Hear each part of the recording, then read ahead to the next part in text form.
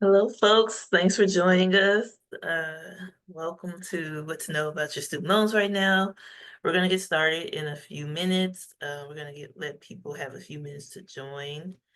So give us about 2 or 3 minutes and we'll get started. All right.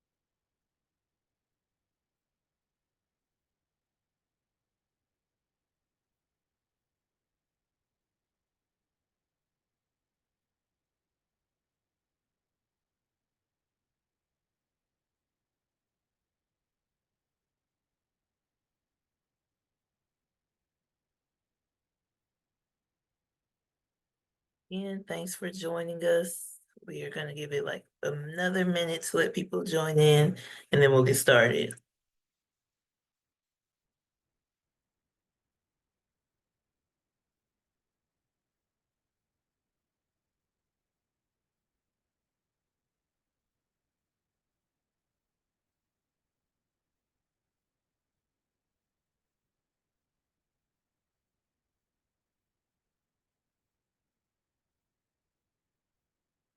Folks not hear me? Chris, can you hear me?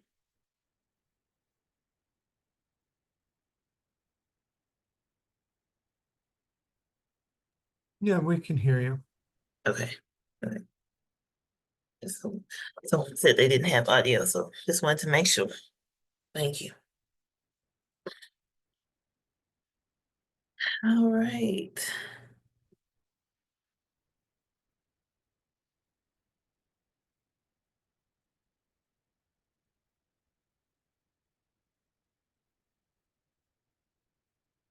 All right, we'll go ahead and get started. Thank you guys for joining us today. Welcome to What to Know About Your Student Loans right now.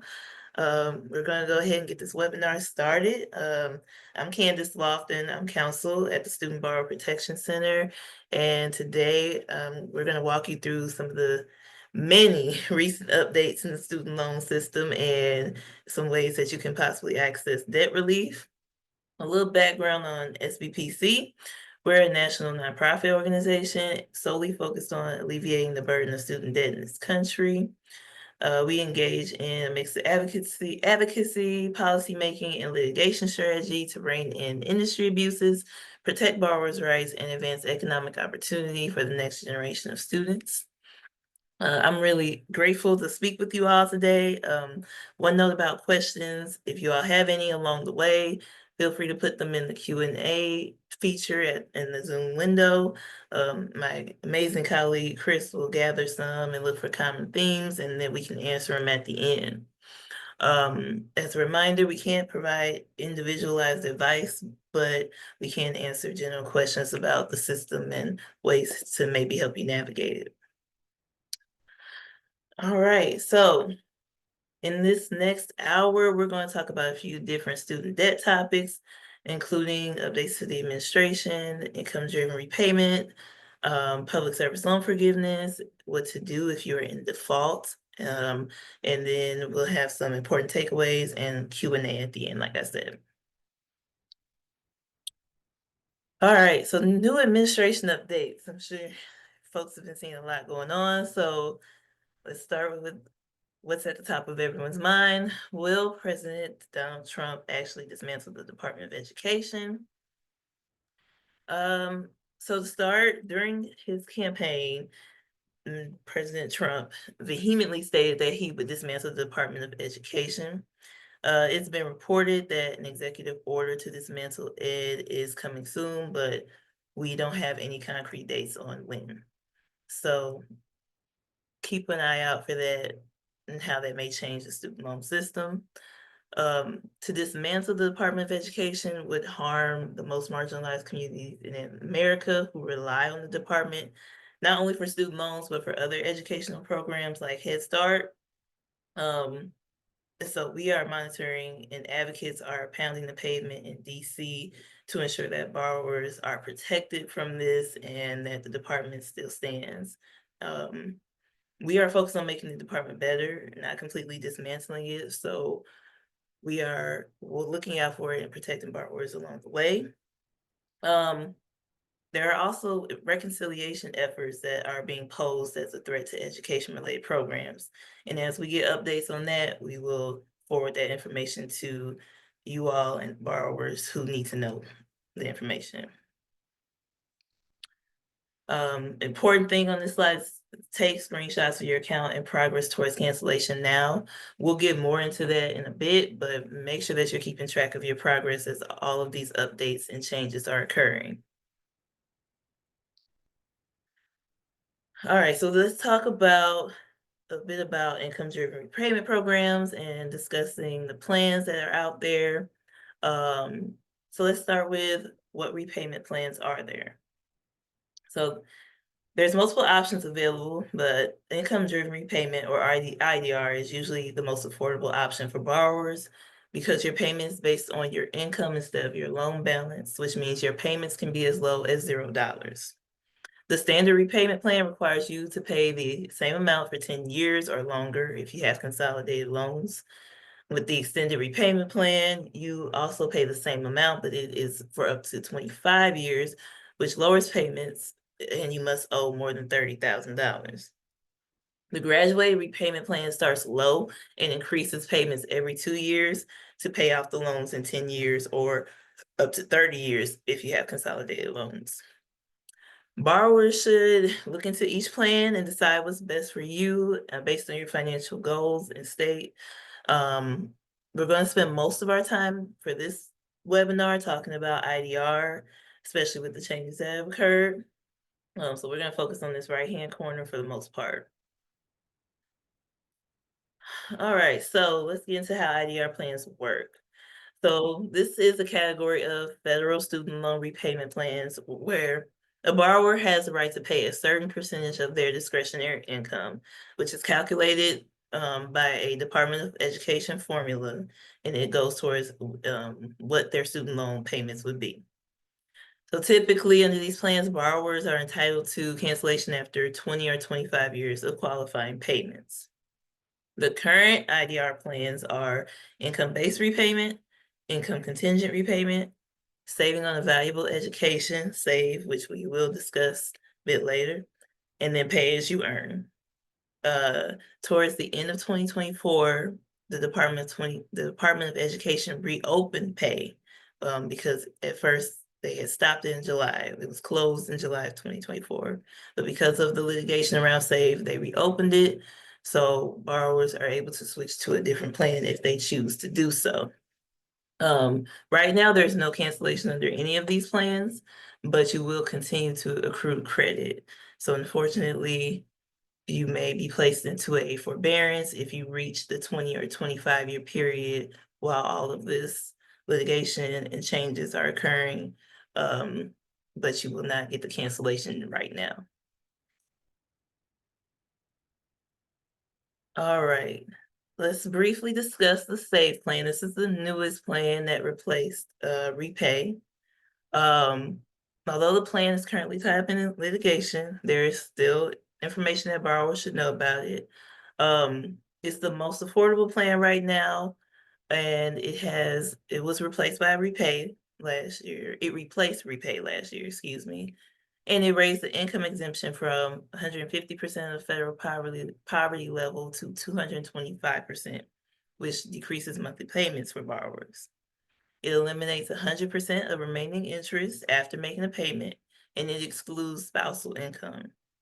So it cuts payments in half for a lot of folks who have undergraduate debt and it offers a shorter timeline for cancellation.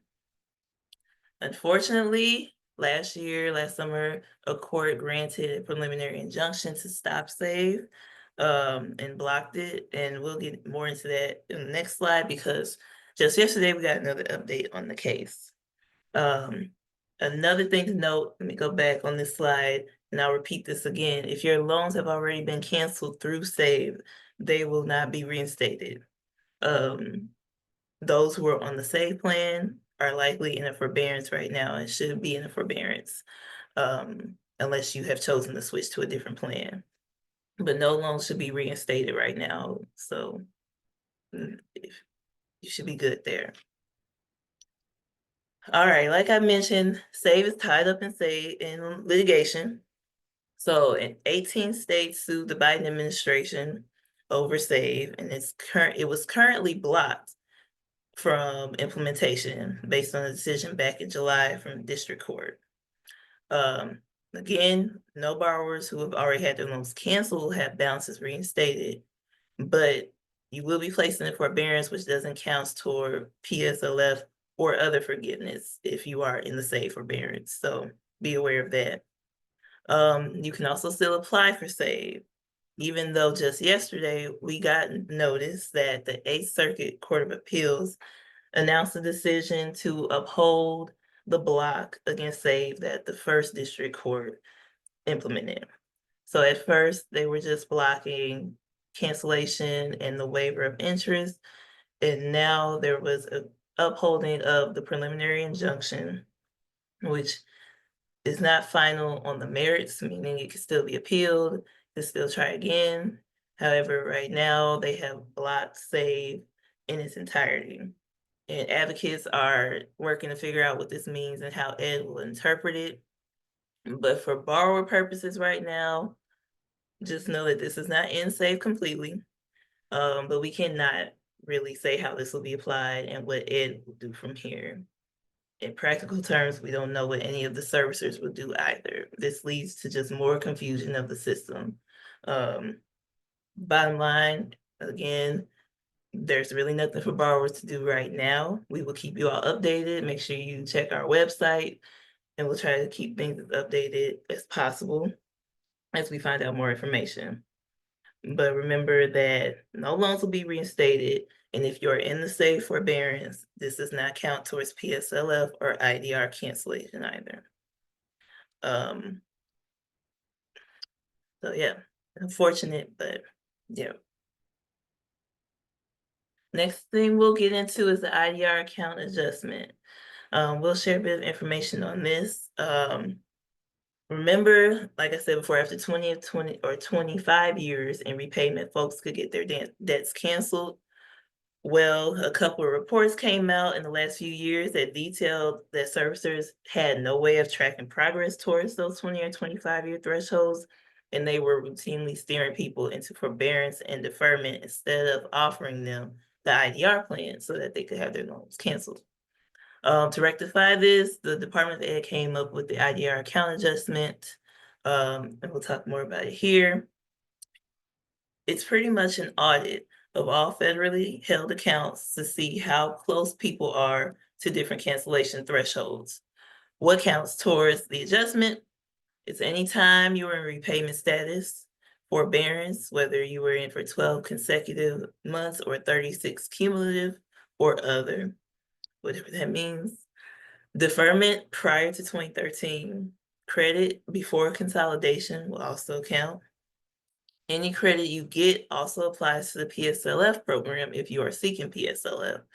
The department still has not run the account adjustment for folks that have not reached the cancellation thresholds, but they've done some of the running, but they are still working on it, still working through it.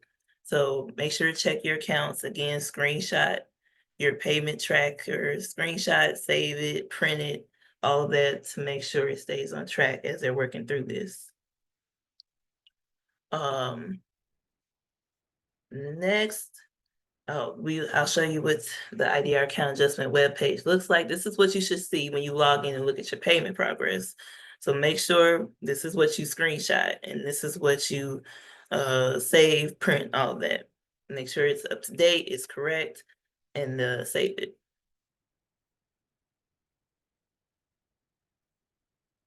All right. We'll talk a bit about public service loan forgiveness. So in 2007, Congress created the Public Service Loan Forgiveness Program to help public service workers who are struggling with student loan debt and to make sure that future students and graduates wouldn't be deterred from entering public service by their student loan balance. Put simply, PSLF is the promise that if a borrower works in public service and makes payments for 10 years, the remainders of their debts will be forgiven. Typically, there's 4 specific criteria for public service loan forgiveness. First, you have to have a direct loan, and that's one of several federal loan types that I'll discuss in a bit. If you have a FFEL loan, Family Federal Education Loan, that stopped in 2007, or a Perkins loan, you are able to consolidate those loans into direct loans to make them eligible for PSLF. Second, you need to be in the correct repayment plan, which for the program is generally an income-driven repayment plan that we discussed just recently, just now. Third, you need to work full-time in the public service field, which could be local, state, federal, or tribal government, a 501c3 nonprofit, or certain other nonprofits, depending on the work that they do. You need to work full-time, which is defined as 30 hours a week or more. Finally, you need to make 120 qualifying payments or 10 years worth of payments on your loans while meeting all the other requirements. So the first requirement, you have to have direct loans. These have been the main loans since 2010. So if you have taken out a loan since then, it likely qualifies. But if you have older loans like the FFEL loan or a Perkins loan, those do not qualify. What you can do is try to consolidate those loans into a new direct loan. And consolidating is just like refinancing with the federal government, and they pay off your old loans to replace it with the new direct loan. When you do this now, though, you will get the weighted average of qualifying payments that you made on direct loans, which just changed from this past July, just changed from getting all of your payments from COVID and from previous years. Now you'll just get the weighted average of those qualifying payments. And so if this seems like a reason for you to consolidate, you should think about that, especially if you're going for IDR or PSLF. The second, you have to have the right type of repayment plan, generally income-driven repayment. You can stay on the standard plan if you're on that, but that has you paying off the entire balance in 10 years anyway. So usually IDR plans offer lower payments for folks. So it doesn't usually matter how much you're paying. It just matters that you're in the right plan. The third requirement is the type of employment, public service. This focuses on your employer, not your role and what you do there. So you can work at a government organization. Most city, state, and federal employees will qualify. You can work at a 501c3 nonprofit or other certain nonprofits. And you can also work full-time, which is defined as 30 hours a week, or excuse me, what your employer defines as full-time if it's more than 30 hours.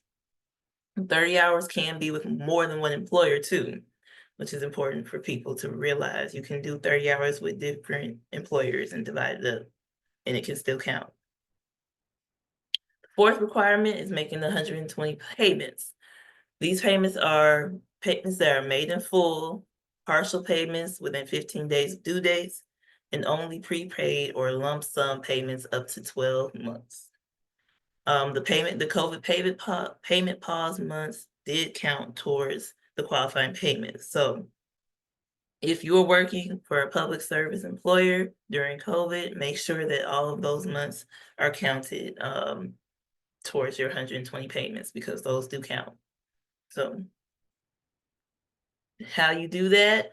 Well, here's some action items, some things you can do to make sure you get PSLF if you want to pursue it. So first, check to see if you work for a qualified employer. You should check the type of loans you have, consolidate if you need, and then certify your employment with the PSLF form online. We recommend doing this once a year, and anytime you change public service jobs, But you can also wait to the 10-year point and fill it out for all of your current and past employment too. It's up to you.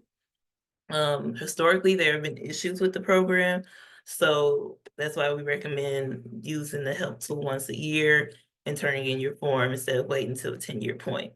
And that way you can catch any mistakes made and deal with them in real time instead of going back and looking through a bunch of paperwork, trying to figure out where you went wrong. So checking on your employer, you can check to see if your employer is qualified by going to the studentaid.gov website. You will need your employer identification number to do this. So you'll search in the database with that number. And if your employer appears, you know it's qualifying employment. If it doesn't appear, don't worry, you may still be able to apply. It could mean that nobody has applied from your place of employment. So you could still apply using a paper application, and you can go ahead and get your organization in the system. Next thing you want to find out, make sure you have the right type of loans. Again, you want to go to studentaid.gov and check your loans. It will list all the loans that you have and all that you have taken out.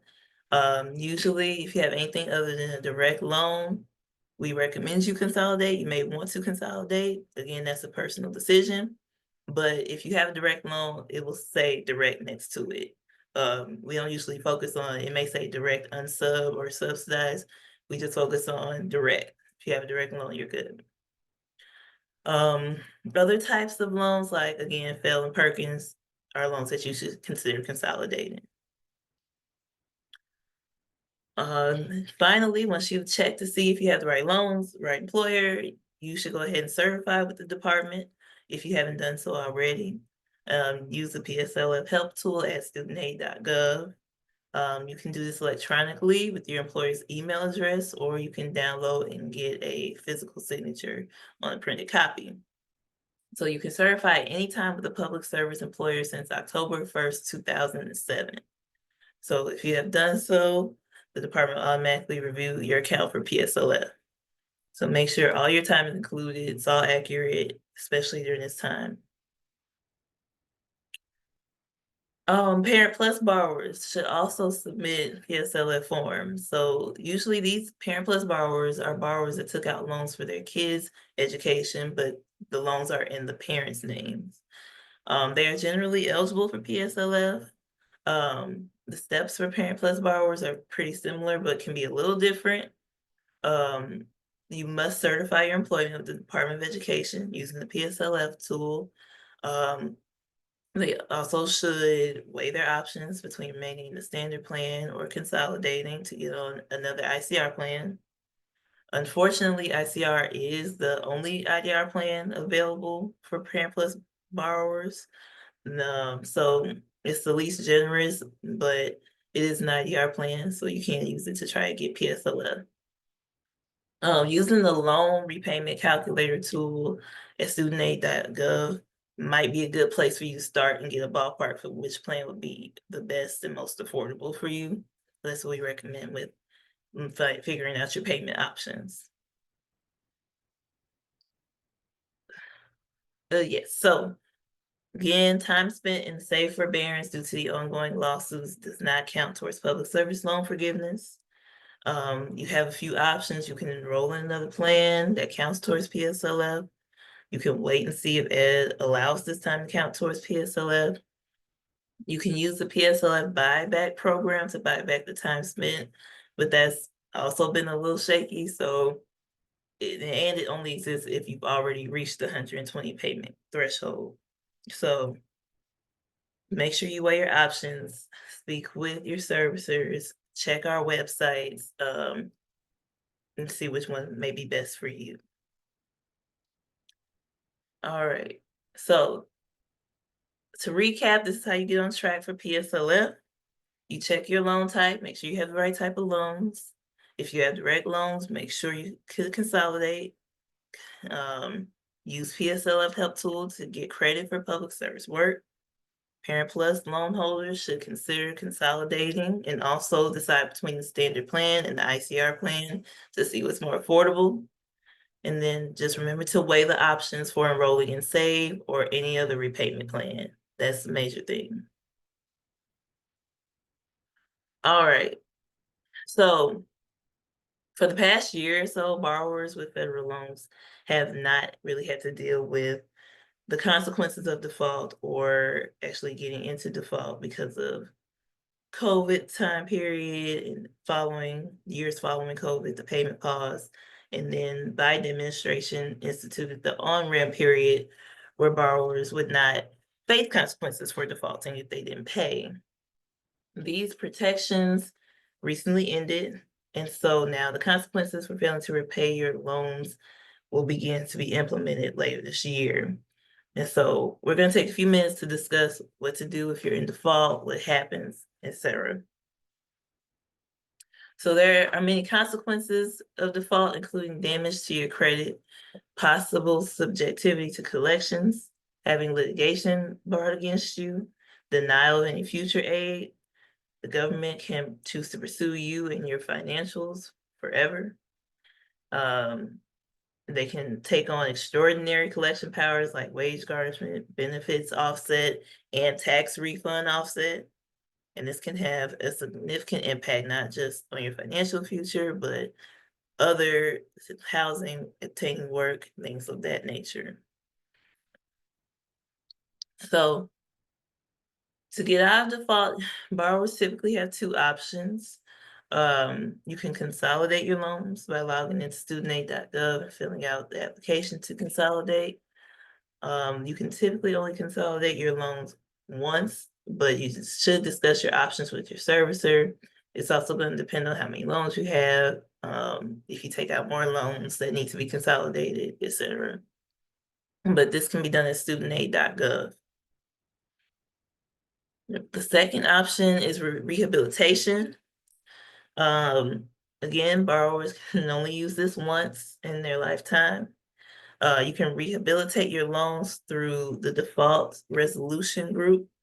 Unless you have a family federal education loan, a federal loan, then you should go to your guarantee agency. To rehabilitate, you must make 9 payments over a 10-month period. That's either 15% of your discretionary income using 150% of the federal poverty level, or based on your expenses, you'll work with the default resolution group to negotiate an amount to be paid monthly. And once this has been figured out, you'll be transferred back to a servicer to begin making those payments and then get out of default. Another option, it's not always feasible for borrowers. You can have the option of paying the loan in full or negotiating a settlement if litigation has been instigated against you. We understand that's not always feasible or the best option for borrowers, but just throwing it out there that that's an option. Also borrowers who qualify for closed school discharge and the disability discharge should also look into this because they are disproportionately defaulted. So make sure you look into those options and make sure that you have the best thing for you. All right, some important takeaways. Remember to check what type of loans you have to make sure, see what your eligibility is for different places, for different programs. Consolidate your loans if necessary to make you eligible for PSLF. Use the PSLF help tool to help you log your employers. Visit cancelmystudentdebt.org. Take action to get out of default if needed. Remember those consequences are starting back this year. So please do what you need to do if you are in default. Beware of any scams. Things are changing daily in this new administration, as I'm sure we've all seen, and people are looking to just take advantage of people. Scams are probably going to become more prominent. So just remember that the department will never call you and tell you that you can pay a certain amount of money to get debt relief. That's the common one that we see all the time. Don't fall for it. They will never call you and say that. But do work with your servicer. Do screenshot your tracker, your payment tracker. Do file complaints if you need to. Things are happening every day. The more complaints that people get, the more that they can see a pattern and possibly take steps to take action. Complaints. Right now, these are the places we recommend to file a complaint. You can visit our website, cancelmystudentdebt.org/file a complaint.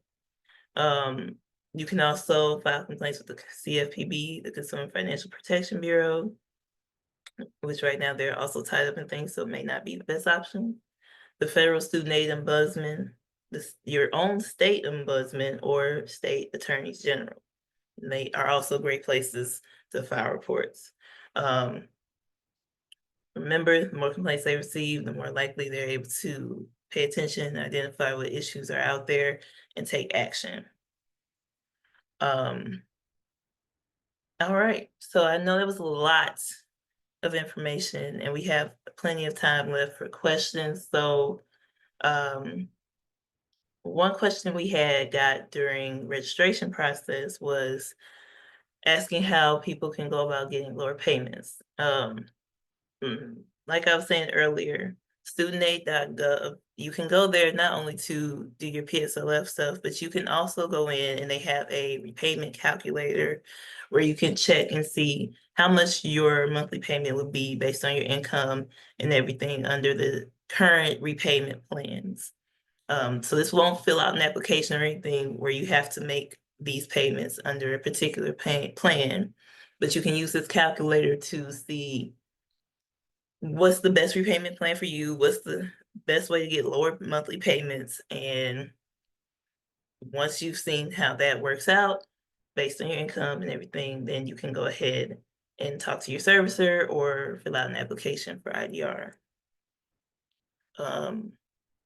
But yeah, we can get into some more questions. Chris, I don't know if you had any that you saw.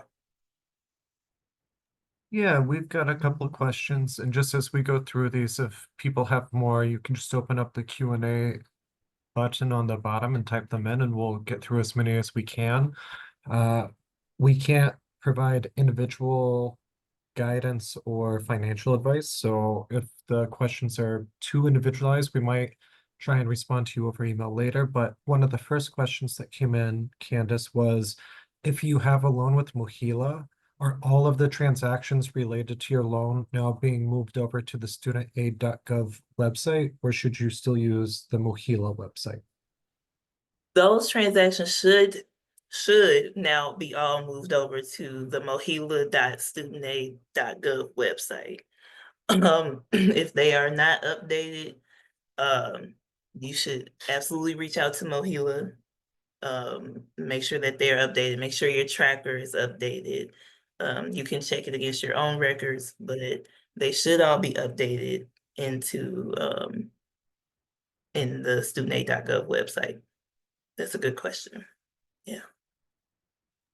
Yeah, and do you have any sense of how long the application processing times are currently taking for both switching to a different income-driven repayment plan or applying for a public service loan forgiveness? Ooh, it's taking it varies. It's been inconsistent. It's taken like a couple of months for people to get switched into a different IDR plan. But I've also heard some people get switched rather quickly. So I would say pay attention to your email, pay attention to your inbox, reach out to Mohila if things are not moving hardly at all, if you're not getting any notifications. But I've seen them take at least 60 days. Chris, I don't know if you've seen anything different. No. Yeah. Yeah. We've got a few questions about the public service loan forgiveness buyback, and a couple of people submitted these questions. I'm sorry if it's not precisely the question you asked. I'm just trying to group some of these together. What is the general processing time for the PSL buyback? And has Student Borrower Protection Center heard of anyone having their applications for a buyback processed if they were submitted last year? Me personally, I've only heard of one person getting it successfully from a partner of ours. Um, it's all been getting processed really slowly with the litigation. Um, so again, I'm sorry, I can't give like a specific timeline of how long it takes. Things are just slow right now.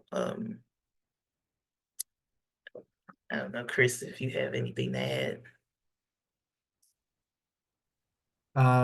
No, like Candace is saying, we haven't been, we haven't heard from anyone who submitted an application in 2024 and has received anything as of 2025. That doesn't mean they don't exist. It just means we haven't heard that specific example. Uh, is there anything else you would want to add to that, or do you want to take the next question? No, we can go to the next one. Yeah, sorry, we don't have anything better. I mean, the only thing I'll add to that, again, we haven't heard of that specific example of someone receiving the buyback credit. Doesn't mean it hasn't happened, but we've not heard anything like it's not occurring. So no updates, not a bad thing. It just means there's no update at the moment. The next question is regarding payment refund. If someone made a overpayment and requested a refund for the extra amount paid, and they haven't heard from their servicer, is there any advice on what they should do? At this point, I think I would recommend possibly filing a complaint with one of those entities. Let me see if I can go back. Um, one of the entities that we mentioned here, if you haven't heard anything, because I believe complaints were being processed last year. So if you still haven't gotten anything, which I'm sure a lot of people haven't, um, maybe file a complaint, keep following up with your servicer and requesting a refund and tracking it. Um, yeah, Chris, you can add anything else? Uh, So I've done a lot of work on refunds over the years. They typically take 6 to 8 weeks to process once the request has been made, but it's the US Department of Treasury that processes it, not your servicer, not the Department of Education. So sometimes that just adds some delay, and because of the recent shift in administration, that could be adding to a delay. If you're not receiving a refund within like 10 to 12 weeks, I would file complaints with the Consumer Financial Protection Bureau and the Federal Student Aid Ombuds, like Candace suggested. Uh, just looking at some of the other questions that have come in. So for all months that someone was in a forbearance and were employed by a qualifying employer, would that qualify as a buyback month? Yes, I believe so. Chris can correct me if I'm wrong, but you can buy back months that don't count as qualifying payments if you were in an ineligible deferment or forbearance status. So if it was a forbearance that would typically be ineligible to qualify, then yes. Um, so you might want to look into that and see if you have any that you want to count. Make sure you have the right loans during that time, the right employment, um, all that stuff, but I believe so. And I can drop the link in the chat for the PSLF buyback webpage for folks for more information. Cool. Here's an easy question for you, just because I've seen it asked a few times. Will this be recorded and emailed out to participants, this presentation? Yes, this is being recorded and it will be uploaded to our YouTube, and we can also follow up with you all and send the link out to registrant. So, yep, don't worry. All right. This next question's not about an existing program, but just a general concept. Has there ever been discussion about public service loan forgiveness being based on an employee's position rather than an employer? For example, an employee works for a K through 12 school or for the military, however, not employed directly through the government or school. That's a great question. Chris may have more information about this than me, but I think for now it's only specifically based on the employer. But it's worth it to check and see about the school or post-military work. Um, that's an interesting one. I don't know if there's been discussion about changing that policy. Uh, just because the question notes like K through 12 schools as an example, there is something called teacher loan forgiveness that the Department of Education offers in addition to public service loan forgiveness. It's less forgiving, like it cancels less of your student debt. It has a different set of rules and regulations. Most people that can pick between the two will typically pick public service loan forgiveness because it will cancel all of your debt rather than some. I think on average, people that apply for teacher loan forgiveness only receive like $5,000 in student debt relief, and it only applies for some workers in the school, not all workers in the school. But some states and some employers also offer student debt relief. Some states will offer it for nurses in rural parts of a state. Some states will like incentivize people to go into like veterinary care. So you can always check what your state or employer might offer. But in the past, when the US Department of Education has had employments, like not just employment specific, but like job role specific, like being a teacher, uh, those programs are even more complicated and reach such a few amount of people, they're just harder to operate. And when things go wrong, they take longer to fix. So typically the Department of Education and Congress in general have moved away from high complexity, very specific student debt relief and more to a broad-based approach. So hopefully that answers that question, but you can always check and see if your state offers any sort of benefits. One question that has come up is about the buyback. Would a buyback count before a consolidation? Mm, that's a good question. Chris, I'm not sure. Maybe if you consolidate, they're giving a weighted average of payments and months that count, qualifying payment months. So they may count, but it may be factored into that average. So it may not look like you've gotten every month because it's the average. But Chris, I'm not sure. Is that how you see it? Yeah, but we can always double check and Yeah. include that in any sort of email follow-up. Yeah. If someone's enrolled in SAVE but still making payments, will they get credit for qualifying payments towards public service loan forgiveness or eventual income-driven repayment forgiveness?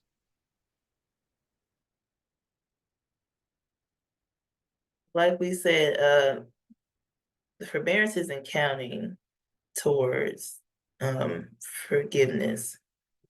If you're still making payments, if you still want to make payments, it may be best to look into switching to another repayment plan because these payments, from what I've heard from people, are not counting towards that unless you switch to a payment plan that's actually being used right now.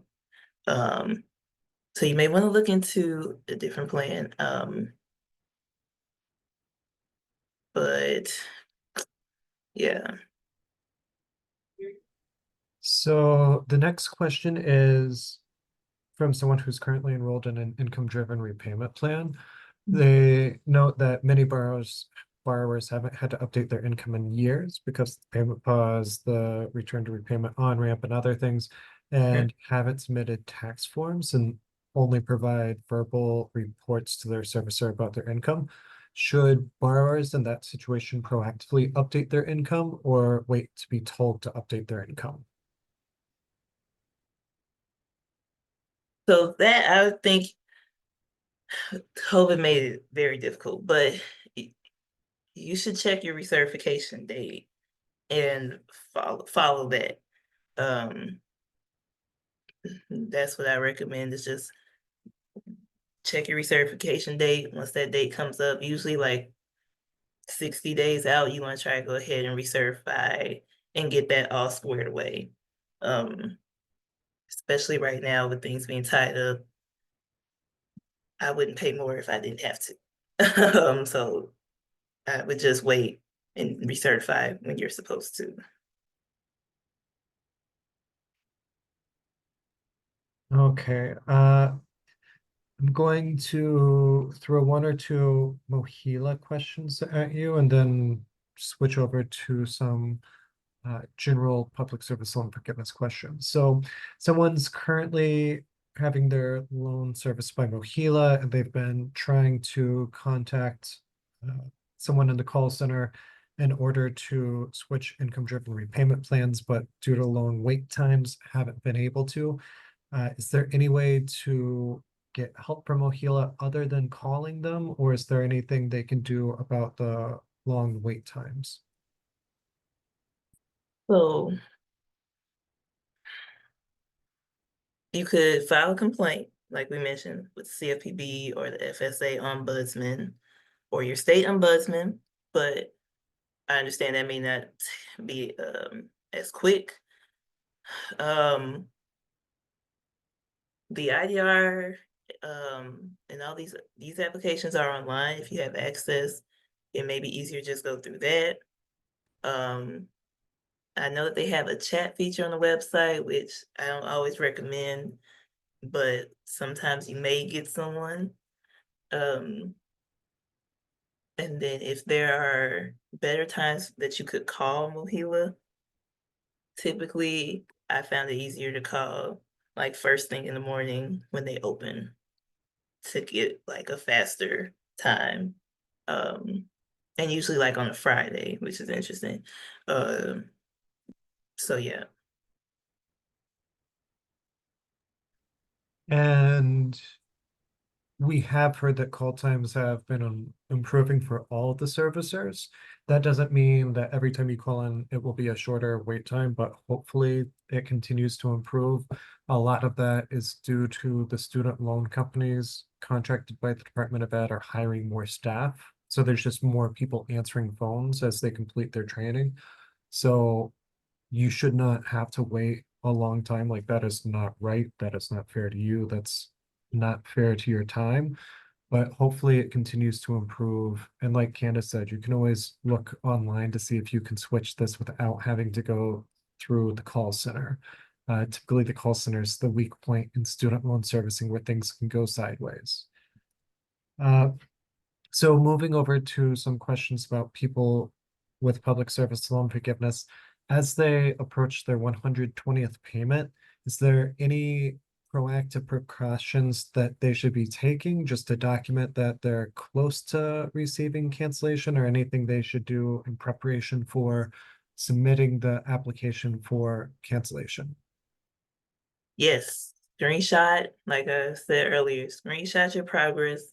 Make sure you're keeping track that you're close so that when you get to that point and it's time to file that application, that everything is squared away, you have your payments, you know where you're at, and there should be no dispute.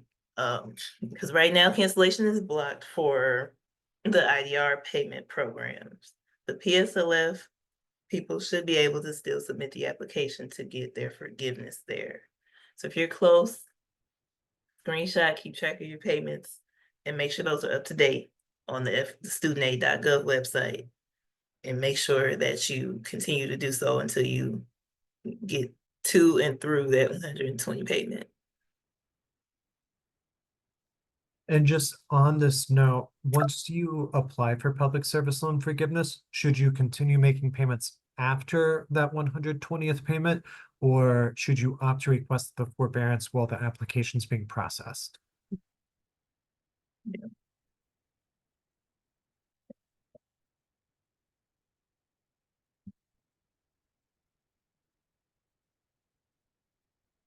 There any more?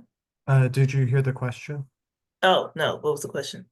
Once you apply for public service loan forgiveness, should borrowers continue making payments past that 120th payment, or should they request the forbearance while the application's being processed?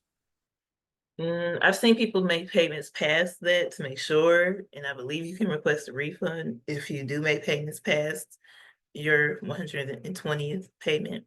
Um, but I believe you can also request a forbearance while you wait on that too.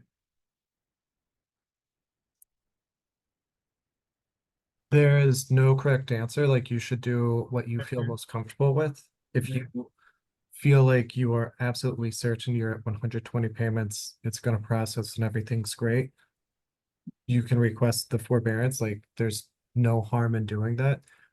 I have personally had friends and family apply for public service loan forgiveness, and they all opted to make the continued payments and then just receive the automatic refund once their loans were canceled, just in case like one of the payments they made 8 years ago didn't count for some reason. Everyone was very afraid that they would be told they were 1 or 2 payments away, and that just caused anxiety and frustration. So they thought better safe than sorry, knowing they would get the money back. But it's a personal choice. There's no right or wrong answer. There's just a personal comfort level, I would say. So hopefully that answers that question. Agree. Uh, then if anyone has any last minute questions, like now's a good time to drop them in. We're down to the final couple minutes. And just a reminder, this recording will be up on YouTube. We will email everyone the links. I believe Zoom automatically will email you the recording link once we close out, but we can also follow up with any further answers to questions people have and just making sure you've got all the tools you need to be successful. I'm really glad that Candace has her slide deck pulled up to this page.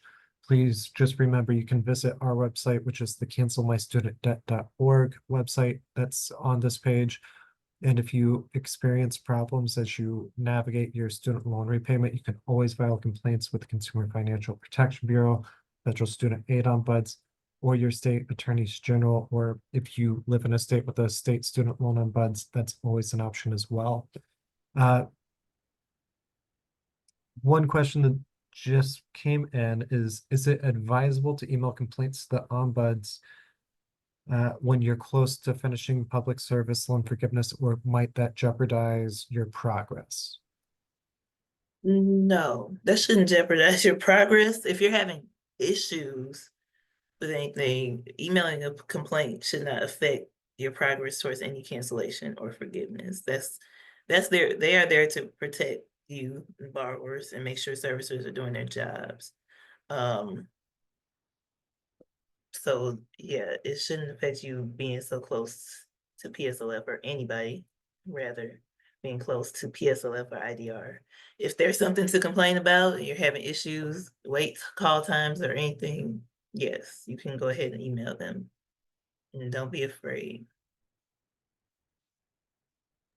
And then just a final question. If you disagree with how much your loan servicer is saying you owe on your student loans, is there a good way to dispute that? Or is there anyone you would encourage people to reach out to in order to dispute total student loan balance? Mm, It's a good question. And we can maybe follow up with you after, but the federal student aid ombudsman, like filing those complaints and disputing it, those might be a great place to start. And if you have any proof of your original loan balances and things like that, that would be helpful. But we can follow up with the group after too with a better answer, unless Chris. No, I think that's right. So that's all the questions we have for now. If you want to close this out, Candace. Yes, thank you all. Thank you so much for joining us in this webinar. I hope it was helpful and informative and such. crazy times right now, but thank you all for joining us. Again, this video will be up on our YouTube page and we will send the link out afterwards. So stay tuned. If you have any follow-up questions, visit our website. And we'll try to keep you all as up to date as we can. But thank you all and enjoy the rest of your day.